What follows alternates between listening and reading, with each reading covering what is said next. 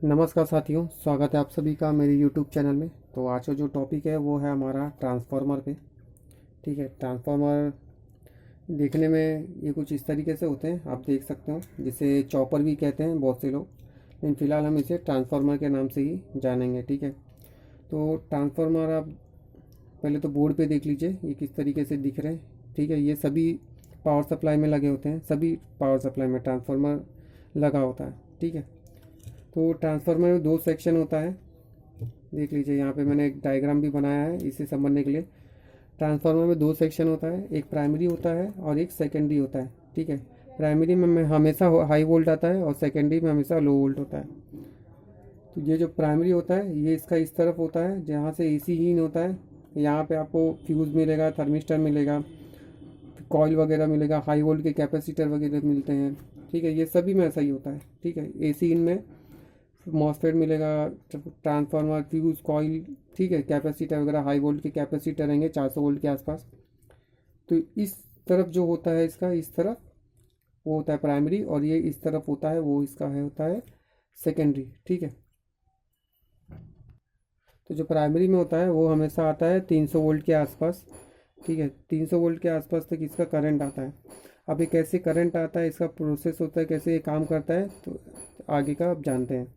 तो सबसे पहले हम यहाँ पे लेंगे, ये मान लीजिए जब भी कैपेसिटर से हाई वोल्ट पास करता है। ठीक है, 400 वोल्ट के कैपेसिटर से जब भी करंट पास करेगा तो ये इसका जो प्लस पॉइंट होता है वो कहाँ जाता है, सबसे पहले ट्रांसफार्मर के एक पॉइंट पे जाएगा, पहले सिरे पे जाएगा। ठीक है, जैसे पहले सिरे पे जाएगा तो वो ट्रांसफार्मर क्या करेगा, यहाँ से वायर, इसका 300 वोल्ट क्या होता है, यहाँ से करंट पूरा प्रोसेस होने लगता है, पूरा यहाँ पे वाइंडिंग होता है, और वो होते हुए कहाँ जाएगा, मॉसफेट के ड्रेन पे जाएगा।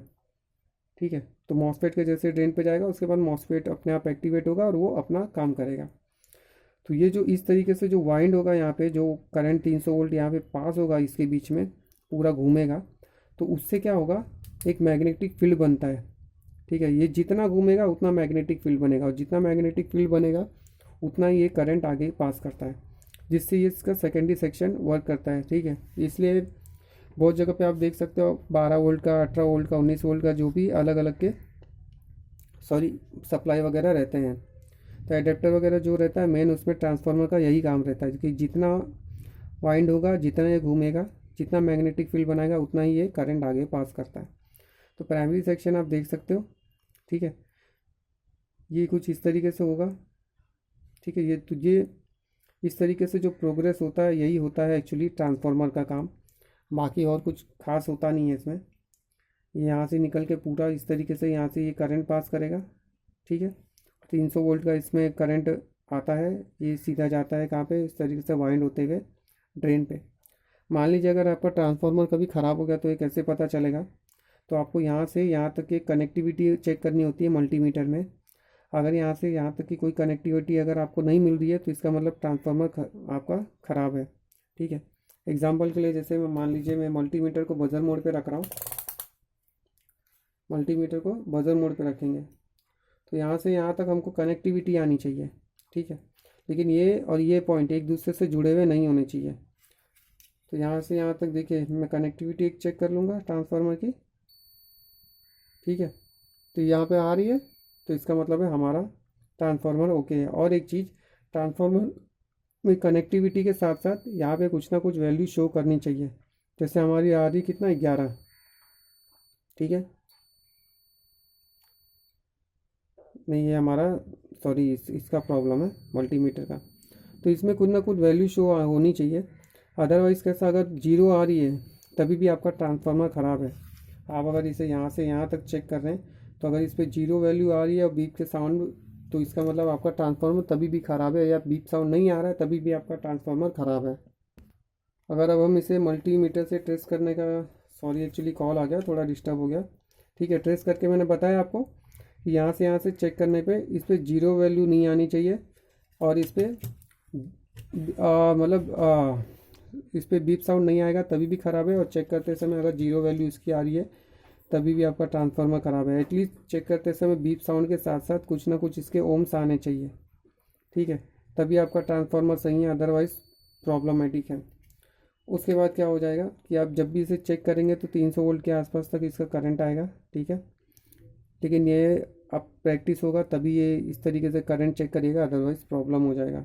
ठीक है, तो इस वीडियो में फिर इतना ही। और आपको एक बार ट्रेसिंग भी करके दिखाना चाहूँगा मैं, सॉरी। तो ये देखिए यहाँ से प्लस अगर मैं यहाँ से ले रहा हूँ, ठीक है, ये इसका प्लस है, यहाँ से लूँगा तो ये ट्रांसफार्मर के एक पॉइंट पे जाएगा। ठीक है, ये यहाँ से होते हुए देखिए, ये होते हुए ट्रांसफार्मर के एक सिरे पे जाएगा, ये एक सिरे से होते हुए दूसरे सिरे पे जाएगा, दूसरे पॉइंट पे। ठीक है, मतलब कहाँ पे, यहाँ पे आएगा। ठीक है, देखिए जैसे यहाँ पे आएगा तो ये कहाँ पे जाएगा, मॉसफेट के ड्रेन पे जाएगा। ठीक है, तो यहाँ पे एक मॉसफेट रहेगा, ये देखिए ये मॉसफेट के बीच के पॉइंट पे जा रहा है। ठीक है, ये यहाँ पे हमारा एक एन चैनल का मॉसफेट है, तो ये क्या करेगा, हमारा यहाँ से यहाँ तक जाएगा, पूरा करंट पास करेगा। तो यहाँ पे भी हमारा मॉसफेट पे क्या होता है, हाई वोल्ट आता है। ठीक है, तो ये इस तरीके से सभी में होता है, ऐसा नहीं कि सिर्फ यहीं पे होता है। लेकिन मैं यहाँ पे भी शो कर दे रहा हूँ। तो यहाँ पे जो हमारा हाई वोल्ट का कैपेसिटर है वो कुछ यहाँ पर होना चाहिए। ठीक है, ये हमारा हाई वोल्ट का कैपेसिटर है। ठीक है, ये हमारा होते हुए कहाँ, यहाँ पे जा रहा है, एक जंपर के थ्रू यहाँ जुड़ा है। ठीक है, मुझे देखना होगा पहले कहाँ से कहाँ जुड़ा है, सॉरी, एक कम ओम्स के एक रजिस्टर के थ्रू से यहाँ जुड़ गया है। ठीक है, ये देखिए कम ओम्स के रजिस्टर के थ्रू से ये यहाँ से यहाँ जुड़ा है, उसके बाद ये, ठीक है, ये इस तरीके से जुड़ के यहाँ तक पहुँचा है। ये देखिए ट्रांसफार्मर के ये इस पॉइंट पे आ रहा है। ठीक है, ये कम ओम्स के रजिस्टर से होते हुए यहाँ आया और ये एक यहाँ तक हो गया है, और ये यहाँ पे भी आएगा, और ये यहाँ से होते हुए एक मॉसफेट के ड्रेन पे जा रहा है। ठीक है, जो कि मैंने यहाँ से निकाला, लेकिन ये मॉसफेट के ड्रेन पे यहाँ पे हाई वोल्ट आ रहा है। तो ये जो काम करता है, प्रोसेस करता है, प्रोग्रेस करता है, वो सभी में सेम रहता है। ठीक है, तो उम्मीद है आपको ये छोटी सी एक जानकारी अच्छी लगी। जानकारी कैसी लगी कमेंट ज़रूर करिएगा, और कुछ मिसिंग हो गया तो उसके लिए सॉरी, कमेंट करिएगा, मैं उसके लिए फिर से एक वीडियो बनाऊंगा और कोशिश करूंगा इस बार और डिटेल में आपको समझाने की। तो मिलते हैं अगली वीडियो में, तब तक ले जय हिंद, वंदे मातरम।